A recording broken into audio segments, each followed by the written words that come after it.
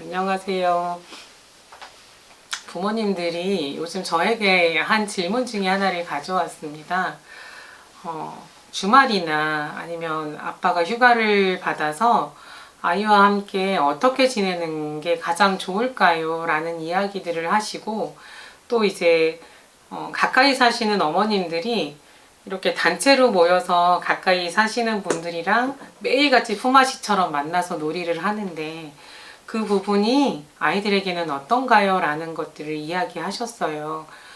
사실 요즘엔 아파트마다 문을 닫고 살고 내 앞집에 누가 사는지도 모르는 이런 적막한 삶 속에서 부모님들이 함께 품앗이해서 저녁 시간에 같이 뭐 반찬을 하나씩 해서 만나갖고 밥을 먹는다든지 아이들이랑 함께 노는 시간을 좀 만들어준다든지 또 엄마들이 갖고 있는 그 육아의 어떤 어려운 점이나 이런 것들을 만나서 같이 푸는 시간도 있을 수 있고 굉장히 어떻게 보면 좋은 시간일 수도 있으나 이 부분이 좋지만은 않은 경우가 때때로는 있어요. 특히나 같은 원을 다니는 경우에는 저희 같은 경우에는 5, 6, 7세가 혼합 연령으로 한 반에 구성되어 있는데 동네의 아이들이 이제 제가 교사였을 때 비슷한 동네의 아이들이 또 부모님들이 어떤 생각들이 조금 맞는 엄마들이 매일 같이 만나서 놀기 시작을 한 거예요.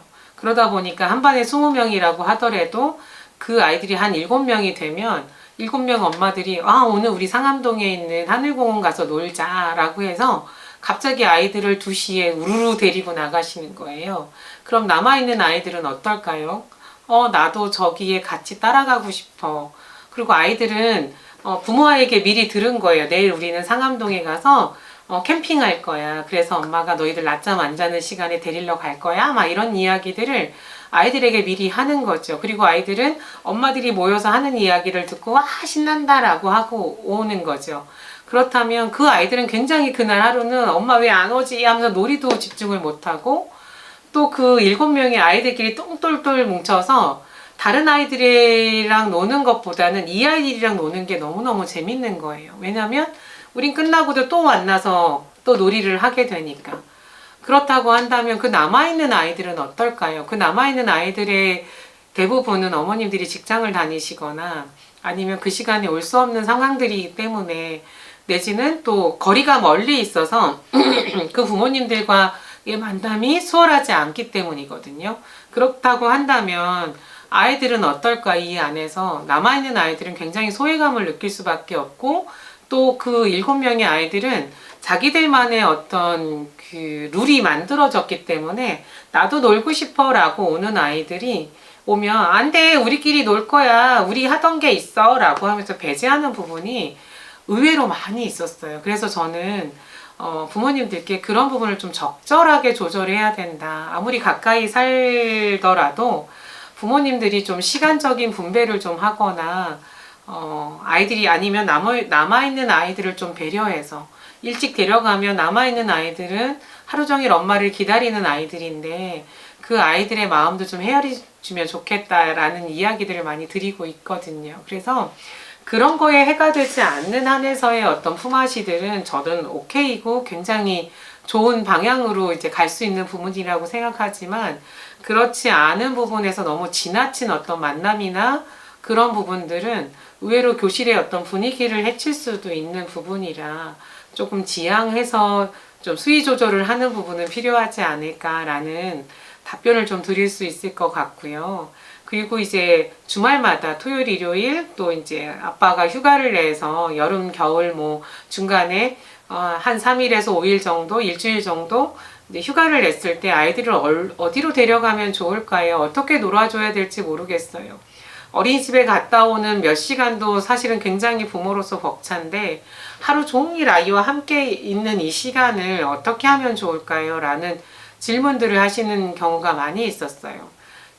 저는 이 영유아기 시기에는 제가 몇 번 아마 언급은 했을 거라고 생각하지만 아이들이 익숙하고 또 매일 갔던 곳이 아이들에게는 안정감을 준다는 이야기를 드렸었을 거예요. 그래서 뭐 동화 이야기를 할 때에도 아이들은 같은 동화를 가지고 옵니다. 그런데 아이들은 어른처럼 지루하게 또 왜 이 책을 읽어달라고 하지? 하기보다는 아이는 매일매일 같은 책이지만 새롭게 아이들은 받아들이고 또 같은 줄거리라고 해도 아이들은 굉장히 진지하고 재밌게 그 이야기를 듣고 있잖아요. 그것처럼 아이들이 매일매일 저희도 지금 매일 1시간씩 산책을 나가는데 거의 똑같은 곳을 가고 있거든요.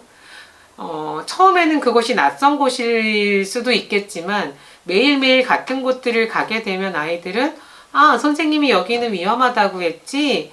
내가 놀아보니까 여기서는 위험해서 다칠 수 있어서 여기선 좀 조심해야 돼. 여기선 뛰면 안 될 것 같아.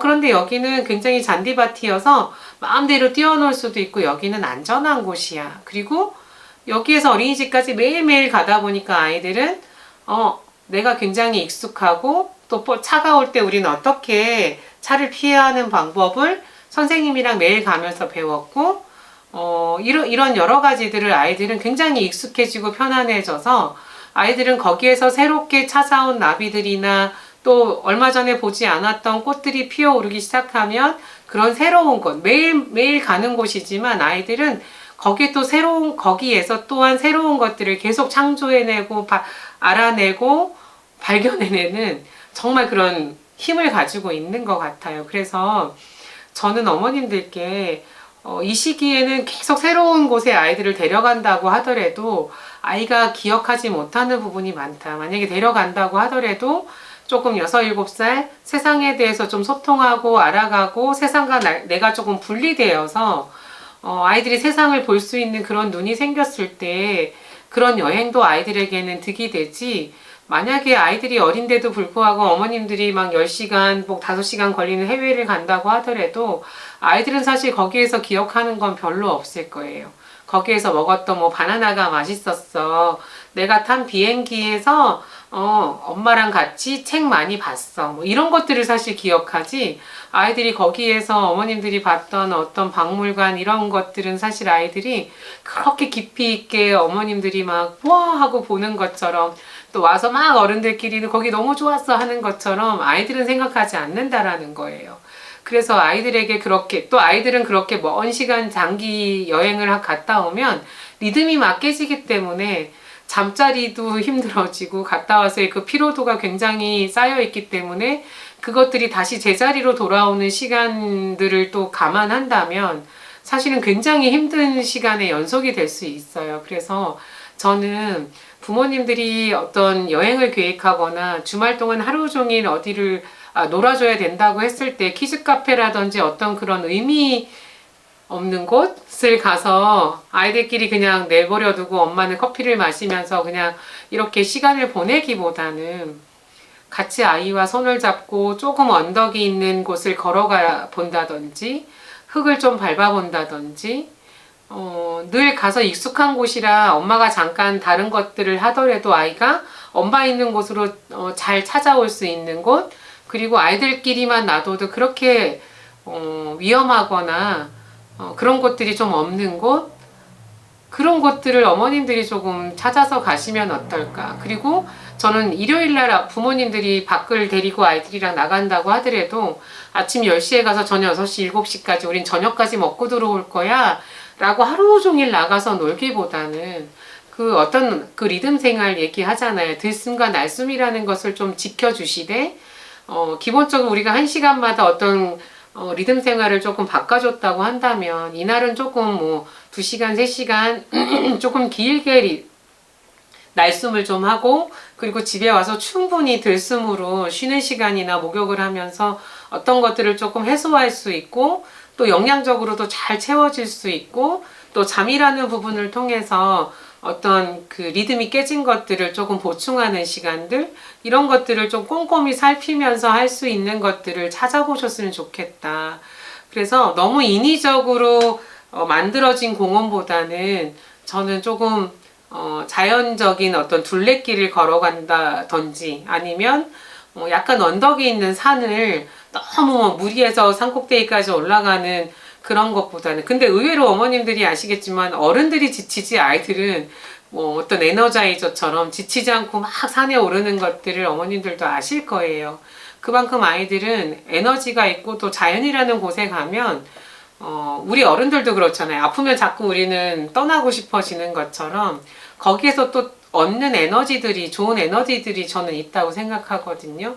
그래서 그리고 그런 곳에 가면 부모님들이 또 꼭 개입하지 않아도 아이 스스로가 무엇인가를 찾고 만지고 놀아도 크게 해가 없고, 또 부모들이 그 가까이에서 또 아이들이 노는 거에서 기꺼이 또 참여해 주시는 데 있어서 어른의 역할을 할 수 있는 것들이 많기 때문에 저는 그렇게 자연스러운 곳에서의 어떤 휴가나 그 주말을 보내는 것이 더 좋지 않을까라는 생각을 하게 됐어요. 그리고 정말 그렇게 했었을 때 아이들은 훨씬 더 어떤 리듬이 깨지거나 힘들어하는 과정들, 그리고 굉장히 막 기대 때문에 하이퍼해지거나 흥분하거나 이런 부분들도 많이 없이, 우린 일요일날 여기 가는 거지?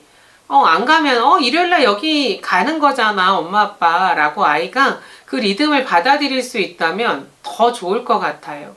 그래서 부모님들이, 함께 해주는 것들이 어떤 걸까? 아빠는 아들을 가지고 있는 아빠들은 몸으로 막 세게 놀아주는 게 남자아이를 씩씩하게 키워주는 거라고 생각합니다. 라고 얘기하실 수도 있고, 또 어떤 아빠는, 내가 조금 귀찮고 힘드니까, 조금 쉽게 놀이할 수 있는 것들을 또 찾으려고만 하시는 부분이 있는 것 같아요. 그런데 저는 꼭 아빠, 엄마가 막, 놀이를 해줘야 되는 그런 사명감보다는 같이 이야기하면서 땀을 흘려보거나, 뭐, 공놀이를 해본다던가, 뭐, 이 정도로도 저는 너무너무 충분히 아이들과 아빠의 놀이가 충분할 수 있다라고 생각이 돼요. 그런데 우리 부모님들은 놀아줘야 되면 온몸으로 놀아줘야 되고, 또 아이를 리드해서 내가 놀아줘야 된다라고 생각을 해서 부모님들도 굉장히 에너지를 많이 쓰고 나중에는 엄마 아빠는 많이 지치는 일들도 많이 있는 것 같아요. 사실은 엄마 아빠도 즐거워야 다음 주말이 기대가 되는데 엄마 아빠가 너무 열심히 그날 놀아주면 다음 주에 일주일은 우리 그냥 집에서 쉬자 이렇게 되기도 하거든요. 그래서 아이들이랑 놀아주는 부분들이 꼭 그런 거라기보다는 밖에서 한두 시간 산책을 하고 들어오면 집에서 엄마 아빠랑 같이 뭐 김밥을 만든 것을 한번 해본다든지 뭔가 함께 가족이 함께 즐겁게 참여하고 같이 목욕하면서 빨래도 한번 해볼 수 있고 말씀드렸잖아요. 아이들의 놀이는 아이들은 부모님들이 하는 것들을 따라하고 싶어 하고 그것들을 기꺼이 놀이에 참여해서 내가 경험한 것들을 놀이에 초대하고 싶은 것들은 아이들이 갖고 있는 습성이기 때문에 저는 부모님들이 주말이라는 부분이나 아니면 여행을 가서라도 뭔가 꼭 엄마 아빠가 몸으로 놀아주고 뭔가를 해줘야 된다라고 생각하기보다는 아이가 심심해서 스스로가 놀이를 찾아보고 또 거기서 기꺼이 지금 아까 얘기한 것처럼 엄마 지금 아픈 환자가 필요한데 환자가 없네 라고 했을 때 기꺼이 엄마 아빠가 환자의 역할도 해주다가 또 와서 엄마 아빠의 일들을 즐겁게 해내는 것들이 저는 그게 부분적으로 부모의 역할을 해주면서 놀이해주는 가장 보편적이고 일반적인 것이 아닐까라는 생각이 듭니다. 그리고 아이를 키우기 위해서는 온 마을이 함께 키워야 한다고 하잖아요. 그래서 아까 처음에 얘기 드린 것처럼 한 동네에서 같이 사는 부모님들이 품앗이 하는 것은 굉장히 좋지만 다시 한번 제가 강조해서 말씀드리지만 너무 횟수가 작거나 너무 그들만의 리그가 너무 보편화된다고 한다면 나머지 소외되는 아이들이 분명히 있다라는 걸 부모님들이 먼저 인식을 해주시는 게 가장 중요하지 않을까라는 생각이 듭니다. 그리고 각자의 부모의 역할이 있는 것 같아요. 아빠는 아빠가 할 수 있는 일들을 찾아서 아빠가 할 수 있는 일이 뭐가 있을까요? 라고 아버님이 얘기하시더라고요. 저는 뭐 자동차 세차를 할 때 아이와 함께 가서 아빠가 즐겁게 세차할 때 아이가 그 물기를 닦아준다든지 비누칠을 해보는 거 이런 것도 저는 아빠가 즐겁게 일을 하는 것을 아이가 보고 함께 참여할 수 있고 기꺼이 또 그 세차 놀이가 어린이집에 와서도 놀이로 또 연결이 될 수 있는 부분이 될 수 있을 것 같고요. 또 아빠가 뭔가 고장난 의자나 책상들을 고친다던가 뭔가 나를 위해서 뭘 만들어준다던가 뭐 뚝딱뚝딱 하는 것들도 아빠가 정말 즐거움을 가지고 일을 하신다면 그 또한 아이는 아빠를 기꺼이 아빠 하는 일을 보면서 보고 있는 것도 사실은 아이들은 즐거운 일이에요. 놀이예요. 아버님이나 어머님은 얘는 항상 쳐다만 보지 놀이에 참여를 하지 않아요 라는 건 아이가 그만큼 관심 있고 즐겁게 거기에 몰두하고 있는 거거든요. 그것을 잘 지켜본 아이는 분명히 어린이집에 와서 그 놀이를 할 때에는 주도적으로 아빠가 하는 역할들을 아이는 진짜 진지하게 하고 있는 것들을 저는 교사 생활을 하면서 굉장히 많이 느꼈었거든요. 그래서 아빠가 하는 일도 꼭 몸으로 놀아주는 일뿐만이 아니라 그런 것들이 있을 수 있다. 그리고 지금의 아빠의 역할들이 꼭 그런 것들은 아니잖아요. 아빠도 음식을 할 수 있고 아빠도 빨래를 할 수 있는 것처럼 어떤 아빠가 해주는 어떤 음식을 먹는 날 주말이면 그런 것도 저는 굉장히 아이들에게도 좋은 어떤 놀이의 어떤 역할을 아이들도 알게 되고 또 부모가 주말에 함께 할 때 아빠가 이렇게 해줬을 때 우리 엄마가 굉장히 즐거워하는구나 이런 것들을 또 느낀다면 아이 또한 나도 아빠가 되면 저렇게 할 거야 라는 것도 아이들은 모방할 수 있을 것 같아요. 그래서 부모님들이 주말에 아니면 휴가 때 내지는 매일매일 어떤 주변 사람들과의 어떤 만남들도 항상 제가 말씀드리는 것처럼 좋은 것도 너무 과하면은 좋지 않을 수 있거든요. 그래서 적절한 어떤 관계 맺음, 적절한 어떤 노는 시간의 분배, 그리고 적절한 어떤 여행, 지금 내 아이가 연령이 어떻게 되고 어떤 거에 관심이 있는지, 그리고 여행지도 계속 바뀌기보다는 또 나들이도 계속 바뀌기보다는 갔던 곳을 계속 지속적으로 가서 봄에 느꼈던 그곳, 여름에 느꼈던 그곳, 가을에 느꼈던 그곳, 겨울에 느꼈던 곳들이 아이들에게는 매번 다르게 다가오거든요. 그래서 그런 것들을 아이들이 충분히 경험할 수 있고 또 부모들이 주말이나 또 이런 휴가나 이런 시간을 너무 어렵게 생각하기보다는 즐겁게 아이와 함께 할 수 있고 부모도 쉬고 쉴 수도 있고 놀 수도 있고 이게 스트레스가 되지 않는 선에서 해줄 수 있는 것들을 조금 깊게 생각해 보면 다양하게 우리는 찾아갈 수 있다고 생각합니다. 그래서 부모님들이 주말이나 휴가를 부모님들의 어떤 노력이나 뭔가 다 열정을 쏟는 시간이 아니라 함께 힐링이 되는 시간으로 그렇게 꾸려갔으면 좋겠습니다. 감사합니다.